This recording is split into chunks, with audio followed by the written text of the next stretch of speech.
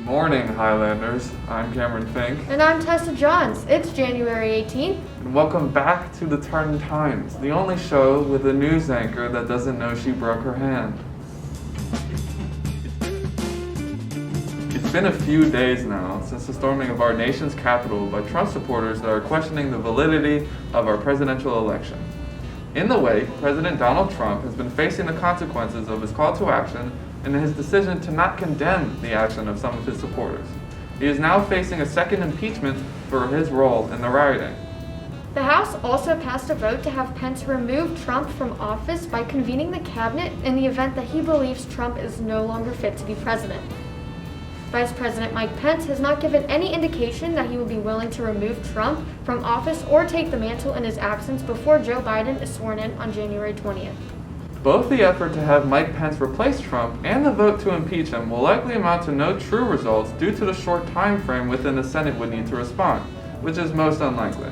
It has been reported that on the last legs of his administrative presence, President Trump will likely be making an appearance at the border of U.S. and Mexico. The wall was a big promise of his campaign after all, and in his last days, he hopes to bookend his historic presidency with a visit to where it essentially began. We are incredibly appreciative and proud of our student activists who are speaking out for their causes, and doing so civilly. Back with another coronavirus update now. It seems that scientists are afraid some symptoms may be permanent, or at the very least incredibly long-lasting.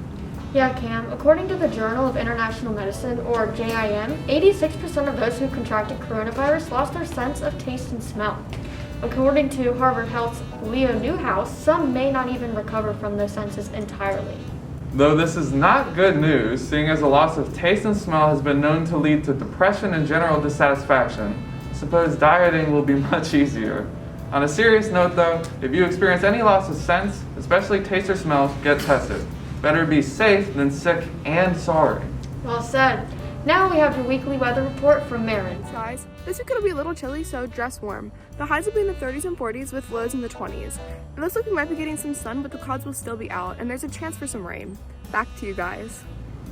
Thanks, Marin. In Butler County, a judge has stopped school staffs from arming themselves. The Cincinnati Area School District, Madison City Schools, has faced scrutiny for their handling of communicating their policy as well. Ohio law states that a school district has the right to rule whether or not staff may be armed, including teachers, janitors, administrators on the premises.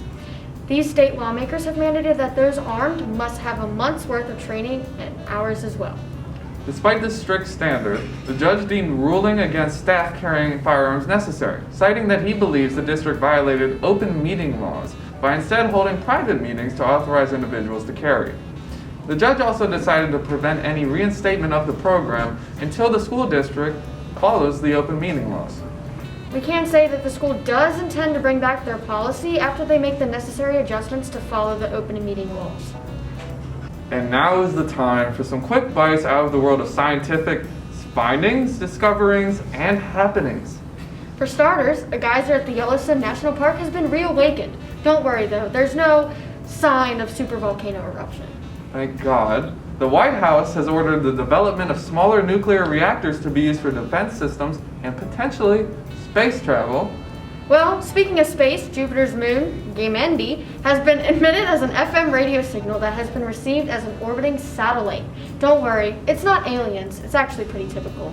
And last but not least, it seems that those who have contracted COVID-19 have significantly shorter telomeres than those who haven't. We have spoken a bit about telomeres in a past broadcast, but they have a role in the aging process. With such, scientists are not really sure if this is a causal relationship, though it's likely not. This may just go to say that the elderly are more likely to contract the virus though, and that isn't too outlandish to believe. Hopefully you know a little bit more about the world's scientific venture, and you may have found a story or two that you could follow in the future. If not, be sure to check back next week. I'm sure we'll have something for you. Alright, that's all we got for you for this week. Be sure to like and subscribe, and as always, go Highlanders. Subscribe, and as always, we broke our mugs.